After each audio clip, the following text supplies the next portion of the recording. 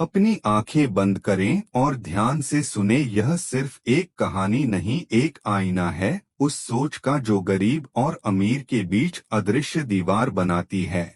लेकिन आज हम उस दीवार को तोड़ेंगे, मन की गहराइयों में उतरेंगे और देखेंगे कि पैसा सिर्फ सिक्कों का खेल नहीं, ऊर्जा का प्रवाह है जो दिमाग और दिल की सही तालमेल से बहता है। गांव का रमेश सुबह सूरज से पहले उठता था। उसकी हथेलियां कठोर थीं, कमर झुकी हुई थी। वह मानता था कि जितनी मेहनत करोगे उतना फल मिलेगा। वह खेत जोतता, बीज बोता, बारिश का इंतजार करता। फसल आती, बाजार में दाम कम मिलते। वह गुस्से में आसमान को कोसता, भगवान मुझे क्यों नहीं देखता, मैं इतना काम करता हूँ फिर भी गरीब हूँ। उसका मन भारी था जैसे पत्थर का बोझ जो हर दिन उसे और नीचे दबाता था। वह सोचता था मेहनत ही सब कुछ है, पर उसका दिमाग उसकी मेहनत को गुलाम बनाए रखता था। पास में सुरेश था, उसका खेत भी उतना ही बड़ा था, पर उसकी सोच एक अलग नदी थी जो रमेश की तरह रुकी नहीं थी। उसने समझा मेहनत जरूरी है, पर बिना दिशा के मेहनत रेत में पानी डालने जैसी है।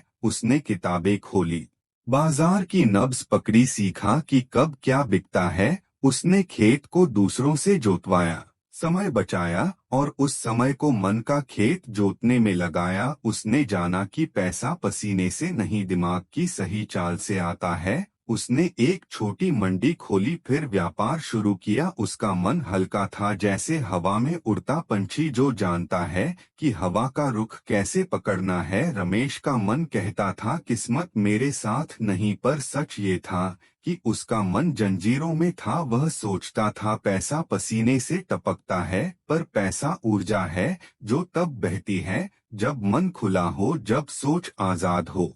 मनोविज्ञान कहता है कि हमारा दिमाग वही देखता है जो हम उसे दिखाते हैं। रमेश का दिमाग उसे सिर्फ मेहनत दिखाता था, सुरेश का दिमाग उसे मौके दिखाता था। ध्यान की गहराई में जाओ तो समझ आता है कि मन एक नदी है, अगर उसे रोको तो वह सड़ने लगता है। रमेश का मन रुका था क्योंकि वह हर दिन वही करता था, वही सोचता था। उसने अपने मन को नया बीज बोने का मौका नहीं दिया, पर सुरेश ने अपने मन को हर दिन सूरज की तरह उगने दिया। वह जानता था कि ध्यान सिर्फ सांसों को गिनना नहीं, अपने मन को सही दिशा देना है।